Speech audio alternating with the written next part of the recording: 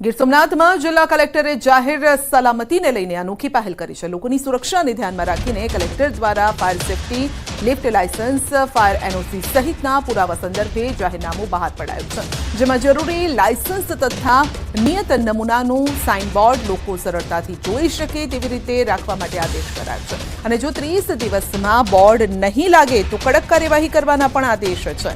TRP mall खाते बनेली આગની ઘટનાના પગલે ગીર સોમનાથમાં ભવિષ્યમાં આ પ્રકારની ગંભીર ઘટના ન બને તે માટે કલેક્ટર દ્વારા તાકીદ લેવાઈ છે।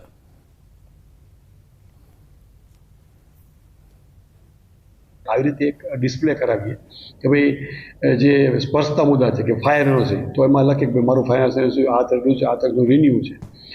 લિફ્ટ તો લિફ્ટ પણ મેં ઓલરેડી સર્ટિફાઈ કરાવી છે। ઇલેક્ટ્રિફિકેશન તો મેં વેરીફાઈ કરાવ્યું છે। સીસીટીવી તો મેં લખેલા છે અને વિકાસ પરવાનગી છે અને બિલ્ડિંગ યુઝ પરમિશન પણ અમે લીધે છે। એ આ કોઈને ડિસ્પ્લે કરવાનું રહેશે, લોકો જોઈ શકે એવી જગ્યાએ એને ડિસ્પ્લે કરવાનું રહેશે, જેથી જે પ્રજા જે જાય છે એને ખબર પડે કે ભાઈ આ હું જે જગ્યાએ જાય છે એ જગ્યા સેફ છે અને કોઈ અકસ્માત કે એવું બનવાની શક્યતાઓ નહીવત છે। ગીર સોમનાથમાં સોનાની દુકાનમાં 25 ગ્રામ સોનાની ચોરી થઈ છે। તાલાળામાં સોનાની દુકાનમાં સોનું ખરીદવાના બહાને આવેલી મહિલાએ 25 ગ્રામ સોનાની ચોરી કરી ફરાર થઈ ગઈ। આ સમગ્ર ચોરીની ઘટના સીસીટીવીમાં કેદ થઈ છે અને જેથી વેપારીએ તાલાળા પોલીસમાં ફરિયાદ નોંધાવી છે। પોલીસે સીસીટીવીના આધારે તપાસ હાથ ધરી છે।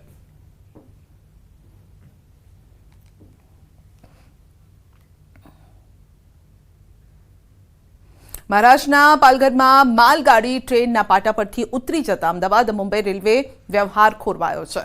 કલાકો બાદ પણ રેલવે વ્યવહાર શરૂ ન થતા મુસાફરોએ હાલાકી ભોગવવાનો વારો આવ્યો। કેટલીક ટ્રેન કેન્સલ કરવામાં પણ આવી। અનેક ટ્રેન નિર્ધારિત સમય કરતાં કલાકો મોડી ચાલી રહી છે। આથી વાપી વલસાડ રેલવે સ્ટેશન પર મુસાફરોએ આખી રાત ટ્રેનની રાહ જોઈને પસાર કરી। રેલ વ્યવહારને અસરના કારણે અનેક ટ્રેન લેટ ચાલી રહી હોવાથી જે તે રેલવે સ્ટેશન પર જ મુસાફરો અટવાયેલા છે। પાલઘર ખાતે ઘૂસ ટ્રેન પાટા પરથી ઉતરી જવાની ઘટના ખાસ કરીને વેસ્ટર્ન રેલવેની તમામ પેસેન્જર ટ્રેનો હાલ 2 થી 3 થી 4 કલાક જેવી લેટ ચાલી રહી છે। દ્રશ્ય બતાવવાનો પ્રયાસ કરીશ કે સુરત રેલવે સ્ટેશન ખાતે મુસાફરોનો પણ જમાવડો જોવા મળી રહ્યો છે। ઘણી ટ્રેનો અમદાવાદ એટલે મુંબઈથી અમદાવાદ જતી તરફની તમામ ટ્રેનો 3 થી 4 કલાક જેવી લેટ હોય છે અને જે ખાસ કરીને અહીં જે मुसाफर છે તેની સાથે પણ વાતો કરવાનો प्रयास કરીશું। जी आपका नाम, आप कितने बजे यहाँ पे आए, कहाँ जाने वाले थे, कितना घंटा देर से चल रही है ट्रेन, क्या कहेंगे? 7:30 बजे के इधर में बैठे हैं और 8:30 बजे का टाइम है। 4 घंटा लेट है अभी, गाड़ी ग्वालियर जाने का है। आप कहाँ जाएंगे? अहमदाबाद जाने वाले हैं। कितना घंटे से यहाँ पे बैठे, क्या कहेंगे? यहाँ 1 घंटे से बैठे हैं और 4 घंटे ट्रेन लेट है। कितना घंटा ट्रेन लेट बोला? 4 घंटे का लेट बताया।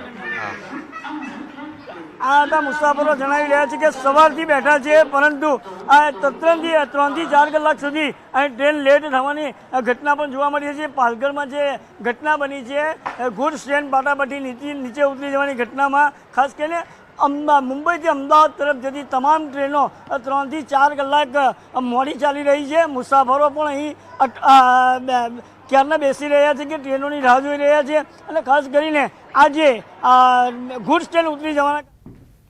तो सीधा ज अपने ले जाइए हवामान विभाग की प्रेस कॉन्फ्रेंस में। और की वार्निंग आज कल और परसों 3 दिन के लिए दी गई है, जहां और जो डिस्ट्रिक्ट है जहां पे डस्ट स्टॉर्म की वार्निंग दी गई है वो कच्छ है, बनासकांठा, पाटन और सुरेंद्र नगर है। और पूरे गुजरात रीजन में स्ट्रांग सरफेस विंड प्रिवेल करेगी, जिसकी स्पीड होगी आज कल और परसों के लिए 25 से 30 किलोमीटर पर आवर। और आने वाले 4 दिनों के लिए नॉर्थ ईस्ट अरेबियन सी में फिशरमैन की वार्निंग दी गई है, जिसकी जो विंड की स्पीड होगी वो 45 से 55 किलोमीटर पर आवर और गस्ती होगी 65 किलोमीटर पर आवर। और अहमदाबाद के और गांधीनगर के लिए मैक्सिमम टेम्परेचर की बात करेंगे तो अहमदाबाद का 44.1 मैक्सिमम टेम्परेचर रियलाइज हुआ था और गांधीनगर का 43.4 डिग्री सेल्सियस। और अहमदाबाद और गांधीनगर के लिए 43 डिग्री सेल्सियस के मैक्सिमम टेम्परेचर का फोरकास्ट दिया जा रहा है।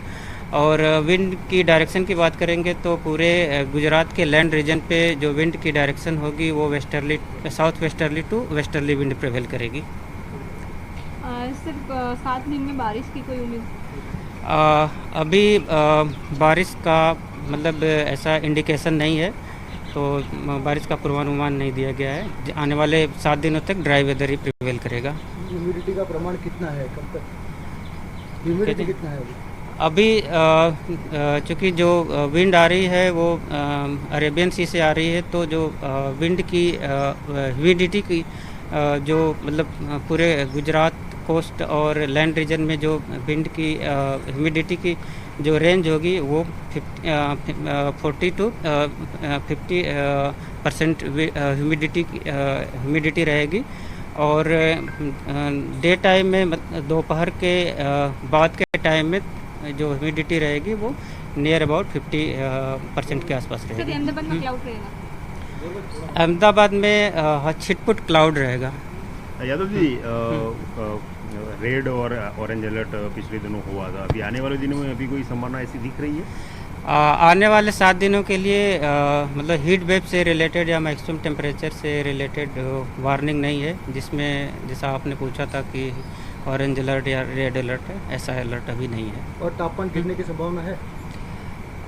आने वाले 5 दिनों के लिए जो मैक्सिमम टेम्परेचर रहेगा वो नो लार्ज चेंज में रहेगा, और जो मैक्सिमम टेम्परेचर की टेंडेंसी है वो 1 से 2 डिग्री सेल्सियस की फॉलिंग टेंडेंसी है, मतलब टेम्परेचर में गिरावट होगी। Thank you sir.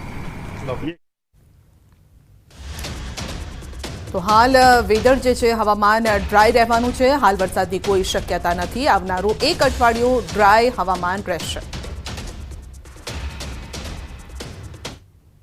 કોઈપણ યોજનાનો લાભ લેતા પહેલા વિચાર કરજો। તાજેતરમાં જ સાયબર ગઠિયાઓ દ્વારા પીએમ કિસાન યોજના હેઠળ દર વર્ષે ₹6,000નો લાભ આપવાની લાલચ એપ્લિકેશન ડાઉનલોડ કરાવી પૈસાની ઉચાપત કરી હોવાનું સામે આવ્યું છે। જો કે સાયબર ક્રાઇમની ટીમ દ્વારા આ માટે સતત મોનિટરિંગ કરાતું હોય છે, અને જેથી સાયબર ક્રાઇમ દ્વારા સોશિયલ મીડિયા મારફતે લોકોને જાગૃત કરાઈ રહ્યા છે અને અજાણી લિંક પર ક્લિક ન કરવાની તેમજ જે તે એપીકે ફાઇલ ડાઉનલોડ ન કરવાની સલાહ અપાઈ છે।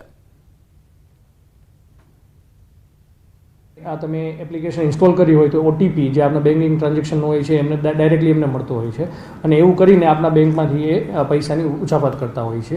એટલે આમનાથી બચવા માટે બી કોઈ બી લિંક હોય, કોઈ બી પ્લેટફોર્મ ઉપર, ખાલી વોટ્સએપ, ઇન્સ્ટાગ્રામ, ફેસબુક નહીં, કોઈ બી પ્લેટફોર્મ ઉપર, ટેલિગ્રામ હોય, આપને જો કોઈ એવી અજાણી લિંક હોય છે તો એમના ઉપર ક્લિક ન કરવું જોઈએ। બુલેટિનમાં આગળ વધીશું નાનકડા બ્રેક બાદ।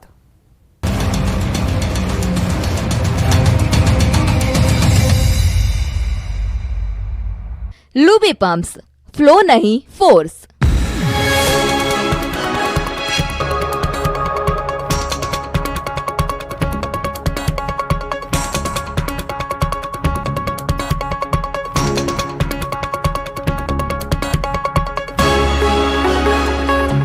लूबी पम्प्स, फ्लो नहीं फोर्स।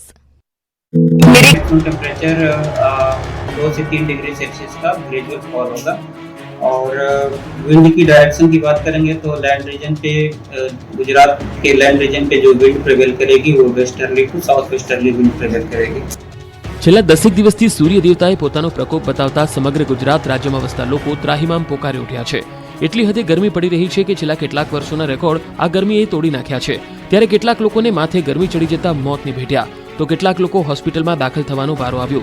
ત્યારે કડી શહેરમાં પાન પાર્લરની દુકાને એક યુવાનને ગરમી લાગી જતા યુવાન ઢળી પડ્યો હતો। દ્રશ્યમાં જોઈ શકાય છે કે એક પરપ્રાંતીય યુવક પોતાનું બાઇક લઈને આવે છે અને દુકાનદાર પાસે પાણીની બોટલ માંગે છે। જ્યાં દુકાનદાર પાણીની બોટલ યુવકને આપવા જાય છે ત્યારે જ યુવક અચાનક બેભાન થઈને જમીન પર પટકાય છે। સદનસીબે તેને કોઈ ઈજા થઈ ન હતી। દુકાન ચાલકના મતે યુવાને પાણીની બોટલ માંગી હતી ત્યારે યુવક અચાનક જ બેભાન થઈને જમીન પર પટકાયો હતો। પટકાતાની સાથે જ આસપાસના લોકો દોડી આવ્યા હતા તેમજ તેના ઉપર પાણી છાંટતા તે હોશમાં આવ્યો હતો। 15 થી 20 મિનિટ બાદ તેની તબિયત ઠીક થઈ જતા તે પોતે નીકળી ગયો હતો। रियल लाइफ ની સ્ટોરી રિયલ લાઈફમાં જોવા મળી। ફિલ્મ 3 ઇડિયટ્સના એક સીન જેવો બનાવ ગોંડલમાં બન્યો હતો। એક શખ્સે ગોંડલ સિવિલ હોસ્પિટલની ઇમરજન્સી સારવારના રૂમ સુધી બાઇક ચડાવી દીધું હતું। 3 ઇડિયટ્સ મૂવીના એક સીન જેવો આ વિડીયો, જેમાં આમિર ખાન હોસ્પિટલની અંદર દર્દીને લઈને બાઇક સાથે ચડી આવે છે।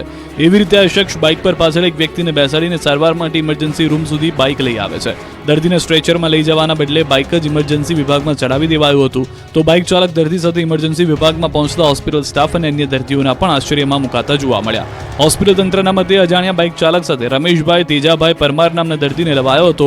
બાઇક ચાલકે બાઇક ઇમરજન્સી વિભાગમાં ચડાવતા સ્ટાફના જીવ તાળવે ચોંટ્યા હતા। રમેશ તેજાભાઈ પરમાર નામનો વ્યક્તિ હતો જે નશામાં હોવાનું જાણવા મળ્યું છે। જોકે બાઇક ચાલકે બાઇક કેમ ઇમરજન્સી રૂમ સુધી ચડાવ્યું એ હજુ સુધી એક સવાલ છે.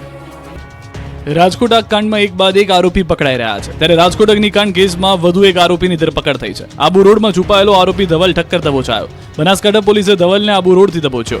આબુ રોડની બજારમાં સંબંધીને ત્યાં સંતાયો હતો ધવલ. મૂળ પાલનપુરનો રહેવાસી છે આરોપી ધવલ ઠક્કર. તો પોલીસે વેલ્ડિંગ કરનારની ધરપકડ કરી છે. મહેશ રાઠોડ નામના શખ્સની પોલીસે કરી છે અટકાયત. મહેશ રાઠોડ ગઈકાલે પકડાયેલા આરોપી રાહુલ રાઠોડનો છે કાકા. મહેશ રાઠોડ પણ સામાન્ય રીતે દાજ્યા હતા, જેમને ખાનગી હોસ્પિટલમાં લીધી હતી સારવાર. ઉપરાંત જે જગ્યા પર ટીઆરપી ગેમ ઝોન બનાવવામાં આવેલું હતું તે જગ્યાના માલિક અશોકસિંહ જાડેજા અને કિરીટસિંહ જાડેજાની પણ થઈ શકે છે અટકાયત. ભાજપે જેમને લોકસભાની ચૂંટણીમાં ઉમેદવાર બનાવ્યા તે પરસોત્તમ રૂપાલા રાજકોટ ગેમ ઝોન અગ્નિકાંડમાં ક્યાંય દેખાયા ન હતા. 3 દિવસથી ગાયબ રહેલા પરસોત્તમ રૂપાલા આખરે રાજકોટમાં પ્રકટ થયા. ત્યારે લોકોના આક્રોશ અને વિરોધ બાદ આખરે ઘટનાના 3 દિવસ બાદ રાજકોટ પહોંચ્યા. વિરોધ બાદ રૂપાલા પ્રથમ વખત સિવિલ હોસ્પિટલ આવી પહોંચ્યા. ત્યાં તેઓએ પીડિત પરિવારને મળવા પહોંચતા પરિવારજનોએ રૂપાલાને ઘેરી લીધા.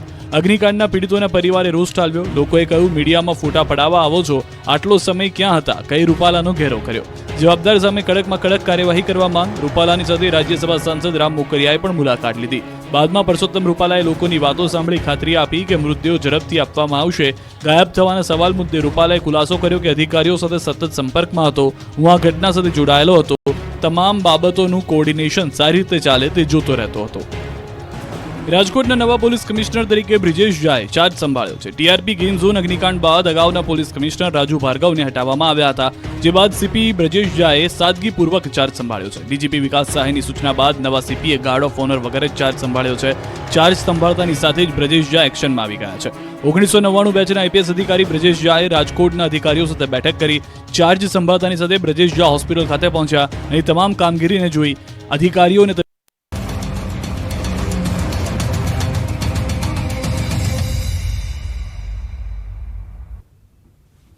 પૂર્વ ટાઉન પ્લાનિંગ ઓફિસર એમડી સાગઠિયાને ક્રાઇમ બ્રાન્ચનું તેડું છે. ક્રાઇમ બ્રાન્ચ ખાતે એમડી સાગઠિયાને પૂછપરછ માટે લાવવામાં આવ્યા છે.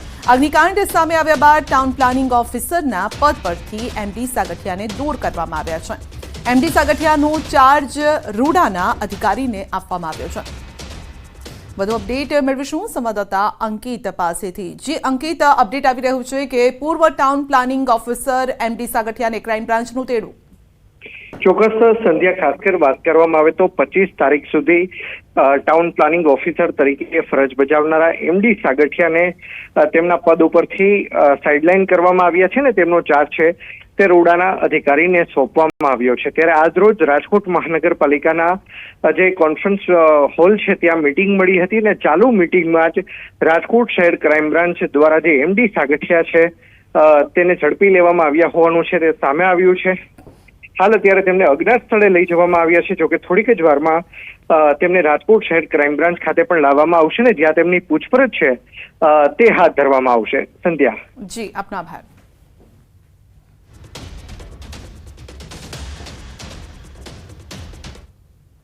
સુરતના પુણા વિસ્તારમાં ખાનગી શાળાઓમાં સીલ મરાતા વિરોધની ઘટના સામે આવી છે. પુણા ગામમાં ફાયર અને પાલિકાની કામગીરી હાથ ધરવામાં આવી છે, જેને લઈને છેલ્લા 20 વર્ષથી ચાલતી નાલંદા શાળાને સીલ કરાતા ખાનગી શાળા મંડળ સંચાલન સમિતિ દ્વારા વિરોધ કરવામાં આવ્યો. સમિતિ દ્વારા ફાયરની એનઓસી હોવા છતાં બિલ્ડિંગ ગેરકાયદેસર બતાવી સીલ કરાઈ હોવાના આક્ષેપ છે અને જ્યાં સુધી તમામ શાળાના સીલ નહીં ખુલે ત્યાં સુધી અન્ય શાળાઓ પણ બંધ રાખી વિરોધ કરવાની ચીમકી આપી છે.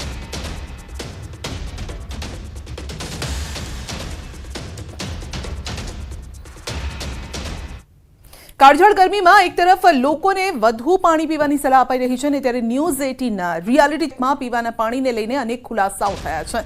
ધાનેરાની મામલતદાર કચેરીમાં અરજદારો માટે પીવાના પાણીની સુવિધા જોવા મળી ન હતી. આ કચેરીમાં અરજદારો માટે મુકાયેલા પાણીના કુલર ધૂળ ખાતા જોવા મળ્યા. કચેરીમાં વોટર રૂમ તો છે, પરંતુ વોટર કુલર બંધ હાલતમાં જોવા મળ્યા. અત્યારે અમે મામલતદાર કચેરીના પહેલા માળે છીએ અને મારી પાછળ જે છે તે આપ જોઈ શકો છો કે જે વોટર રૂમ બનાવેલો છે, એટલે કે જે પણ જે અરજદારો આવે છે તેને પીવાના પાણી માટે એક ઠંડુ કુલર જે લગાવેલું છે, જેમાંથી જે લોકો એ અરજદારો હોય છે તે ઠંડુ પાણી પી શકે. પરંતુ અત્યારે આપ જોઈ શકો છો કે જે કુલર છે તે કુલર અત્યારે ધૂળ ખાઈ રહ્યું છે અને છેલ્લા 2 વર્ષોથી આ કુલર બંધ છે. તેના લીધે લોકોને અને આવતા અરજદારોને ભારે હાલાકી પડી રહી છે. છતાં પણ આ કુલર કુલરને રિપેરિંગ કરાવવામાં નથી આવી રહ્યું અને આ કુલર અત્યારે ધૂળ ખાઈ રહ્યું છે અને કુલર ઉપર જે છે તે પેપર લગાવી દેવામાં આવ્યું છે. આપને દ્રશ્યો બતાવીશ કે જુઓ, આ કુલર છે, આ નળ છે, આ નળમાં આપ જોઈ શકો છો કે પાણી નથી આવી રહ્યું. આમ છેલ્લા 2 વર્ષોથી આ જે કુલર છે તે કુલર ધૂળ ખાઈ રહ્યું છે અને લોકો દ્વારા અનેકવાર રજૂઆતો પણ કરવામાં આવી છે, છતાં પણ આ કુલરને રિપેર કરવામાં નથી આવતું. કિશોર તુવર, ન્યૂઝ 18 ગુજરાતી, બનાસકાંઠા. તો મામલતદાર કચેરી બાદ જ્યારે ન્યૂઝ 18ની ટીમ ધાનેરાની નાયબ કલેક્ટર કચેરીમાં તપાસ માટે પહોંચી તો ત્યાં પણ પીવાના પાણીની કોઈ સુવિધા જોવા ન મળી.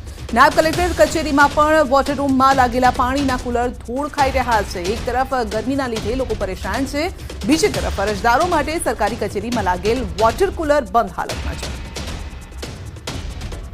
પહેલા મેં આપને દ્રશ્યો બતાવ્યા ધાનેરા મામલતદાર કચેરીના કે જ્યાં પાણીનું કુલર ધૂળ ખાઈ રહ્યું હતું. અત્યારે અમે છીએ એસડીએમ કચેરી ખાતે. તો એસડીએમ કચેરી ખાતેનું જે વોટર રૂમ છે તે વોટર રૂમના આપ દ્રશ્યો જુઓ. અહીંયા કુલર તો લગાવવામાં આવ્યું છે, પાણી ઠંડુ રહે તે માટેની સિસ્ટમ લગાવવામાં આવી છે, પરંતુ અત્યારે જે પાણી માટેનું જે કુલર છે તે અત્યારે ધૂળ ખાઈ રહ્યું છે. આપ દ્રશ્યોમાં જોઈ શકો છો કે તેની હાલત શું છે. અત્યારે કાળઝાળ ગરમી પડી રહી છે અને ગરમીમાં જે લોકો અહીંયા આવી રહ્યા છે તે હેરાન પરેશાન થઈ રહ્યા છે. મામલતદાર કચેરીની પણ આ જ હાલત છે અને ધાનેરા એસડીએમ કચેરીનો જે વોટર રૂમ છે તેની પણ અત્યારે આ જ હાલત જોવા મળી રહી છે. ત્યારે સૌથી મોટો સવાલ એ થાય છે કે છેલ્લા 2 વર્ષોથી આ જે વોટર કુલર છે તે ધૂળ ખાઈ રહ્યા છે, પરંતુ કોઈ પણ અધિકારી આ વોટર કુલર ચાલુ કેમ નથી કરાવી રહ્યા તે સૌથી મોટો સવાલ થાય છે.